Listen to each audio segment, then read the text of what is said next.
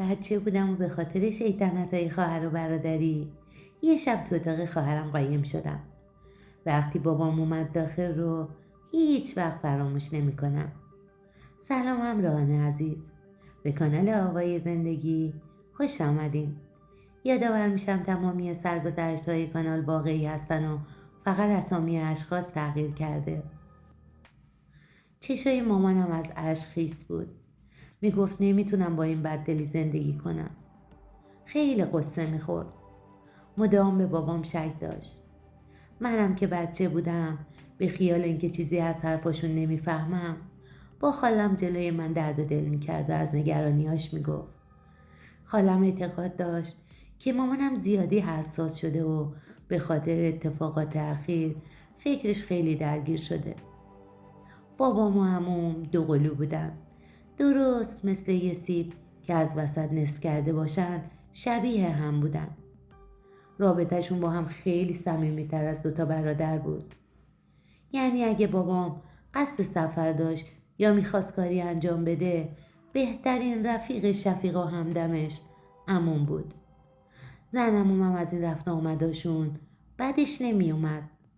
از اونجایی که دختر عموی بابام بود رابطه خیلی نزدیکی با بابام داشت. من و دختر عمومم هم سن و سال بودیم، با این تفاوت که من یه خواهر بزرگتر داشتم، اما اون اولین فرزند خانواده بود. زنمون به خاطر مشکل بارداری دیر باردار شده بود و همینم باعث شده بود که دیگه بین خودش و دخترش اختلاف سنی زیادی داشته باشه. من عاشق رابطمون بودم، رابطه‌ای که بین دوتا خانواده وجود داشت.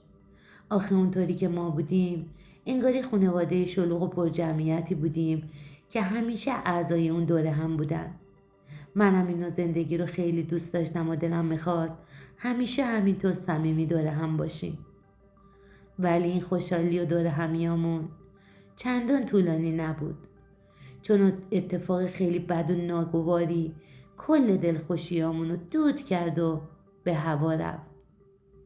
6-7 ساله بودم و دخترمون حدود 1 سال ازم کوچیک‌تر بود که اون اتفاق نحس رخ داد.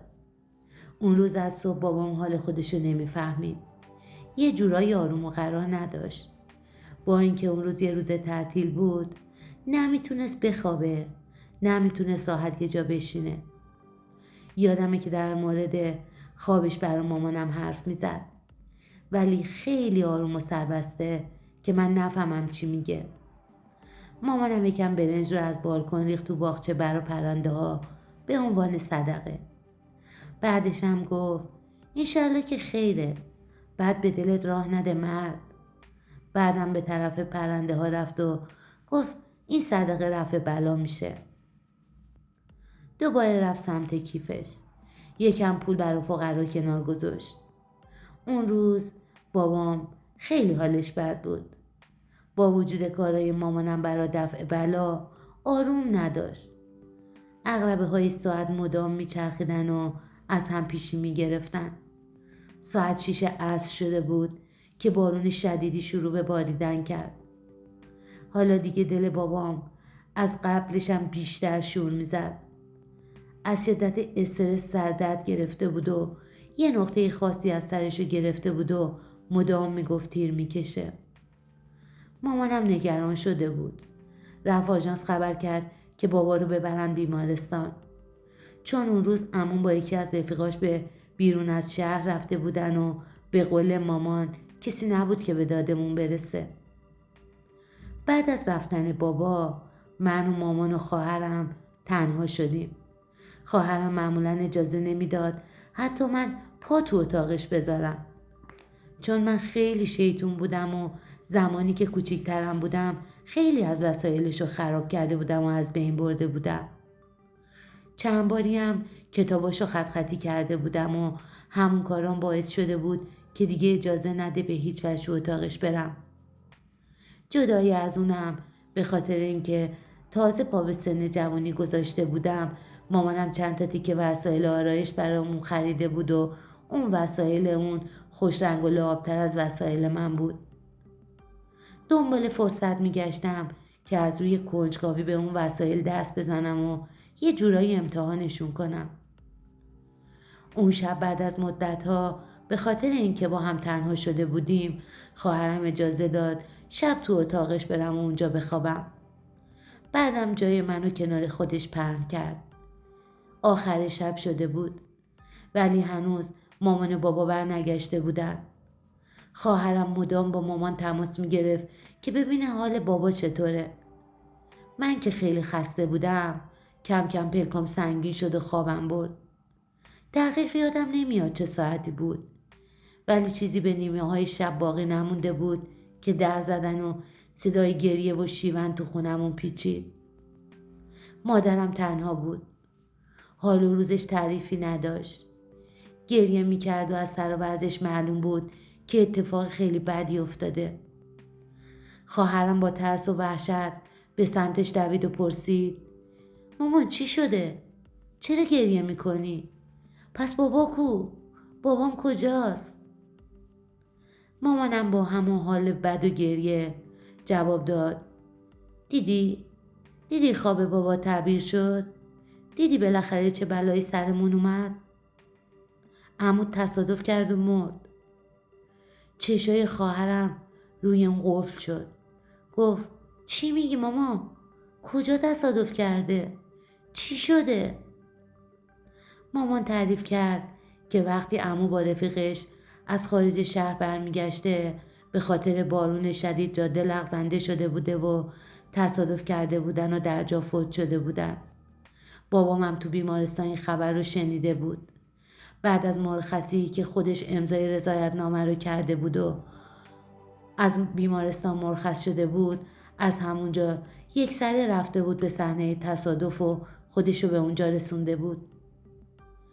از گریه های مامان و خواهرم منم گریم گرفته بود، چون ما خیلی عمو رو دوست داشتیم.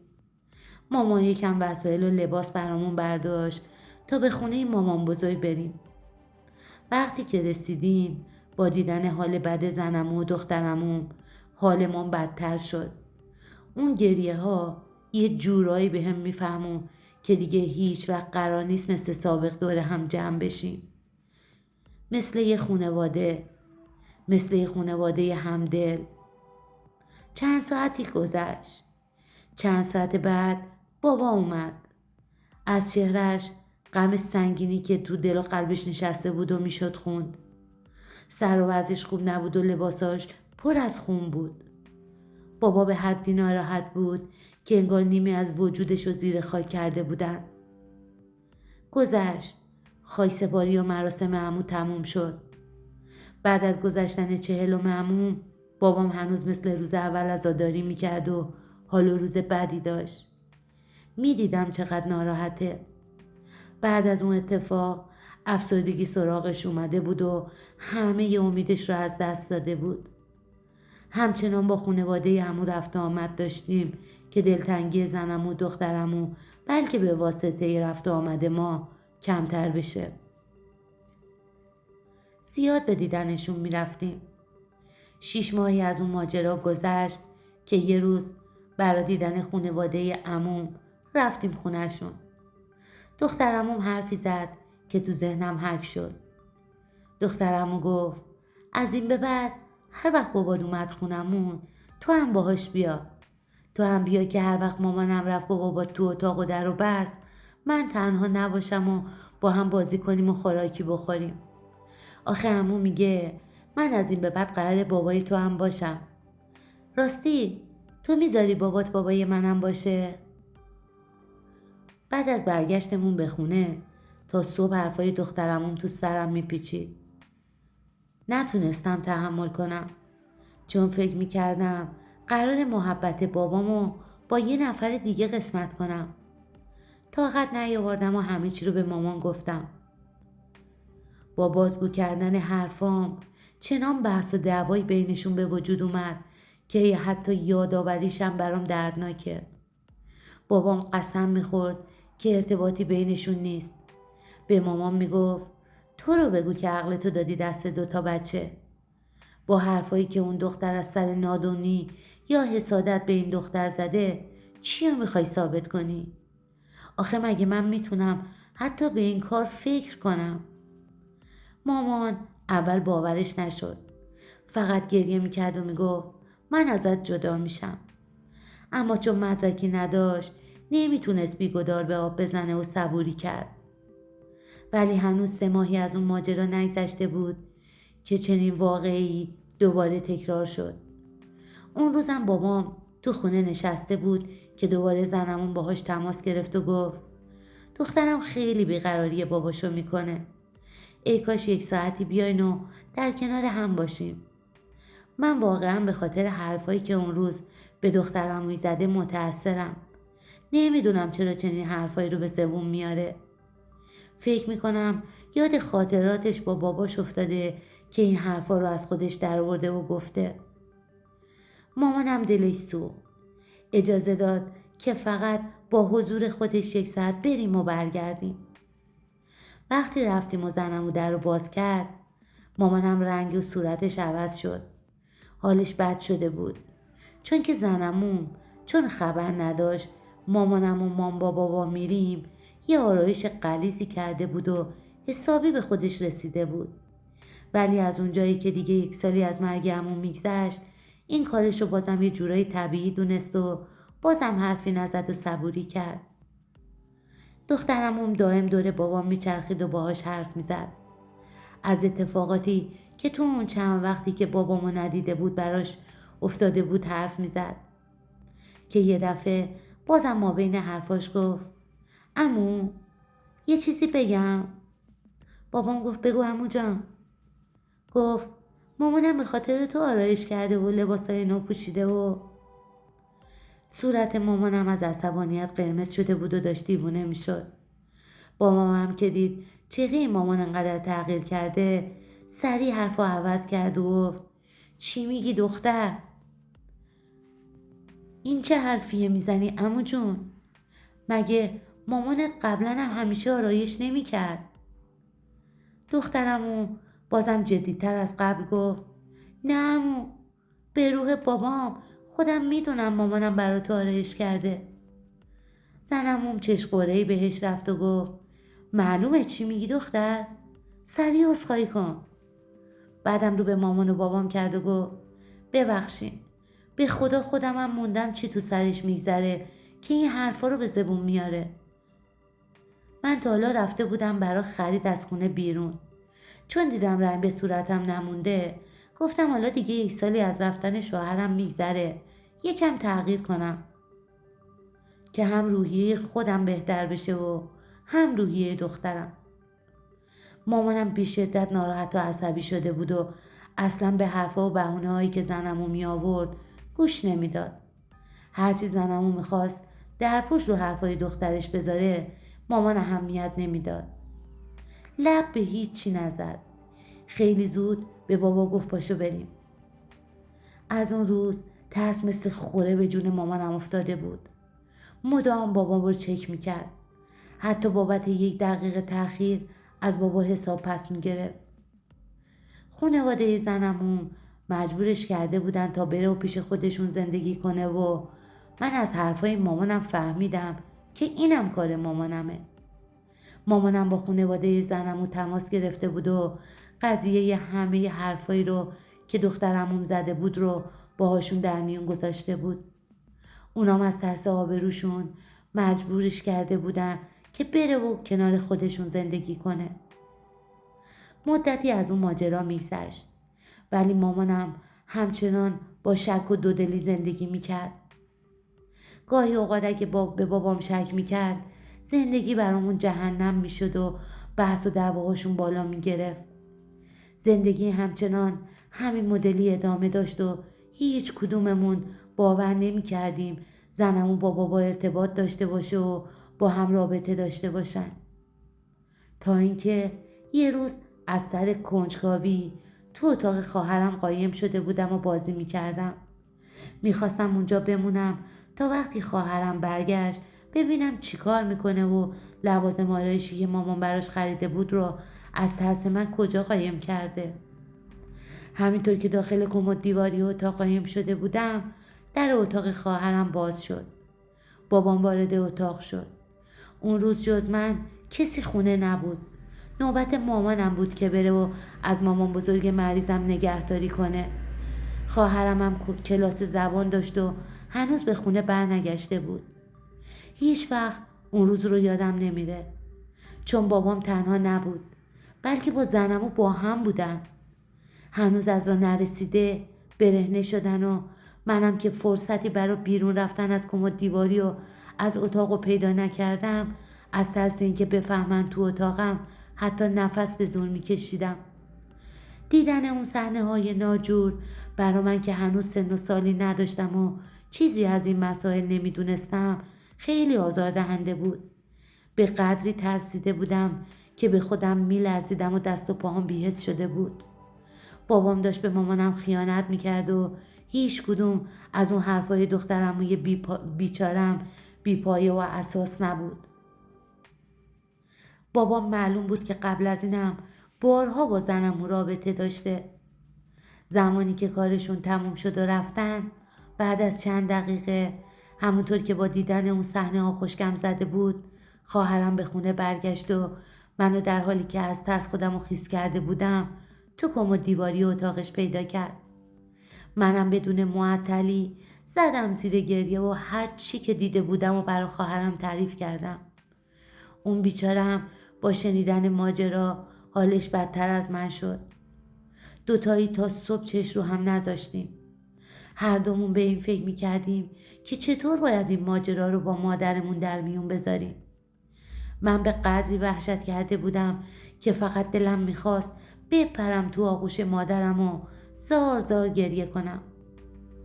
چند ساعتی که گذشت و مادرم به خونه برگشت، منو تو اون حال و روز دید. جریان رو از خواهرم پرسید. خواهرم مجبور شد که همه اون جریان رو براش تعریف کنه.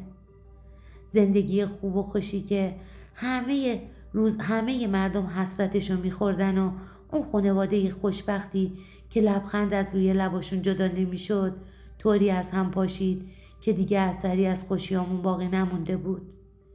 انگار اون همه خوشبختی فقط برای اون مثل یه خواب و خیال شده بود. مادرم بعد از شنیدن اون جریان بدون هیچ معطلی درخواست طلاق داد و خیلی زود از پدرم جدا شد. از اون روز به بعد من و خواهرم با مادرم زندگی میکردیم و دورا دور میشنیدیم که بابا و زنمو با هم ازدواج کردن و با هم زندگی میکنن. من و خواهر و مادرم به خاطر این جدایی اون اتفاق ضربه خیلی بدی خوردیم. هم به احساساتمون لطمه سنگینی خورده بود و هم بیشتر اوقات از لحاظ مالی در مضیقه قرار گرفته بودیم.